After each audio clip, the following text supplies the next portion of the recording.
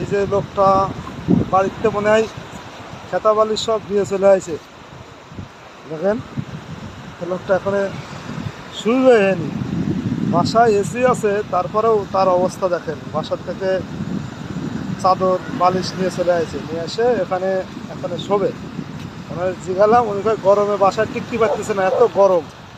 এই গরমে এখানে এখন এই যে চাদর বিছে গরমে নদীর পাড়ে সাগর পাড়ে আসে, সাগর পাড়ে এসে এখন এখানে শুয়ে পড়বে। চিন্তা করেন গরমে কি অবস্থা। গরমে এ লোক এখানে এসে শুয়ে পড়লো, এই হলো অবস্থা।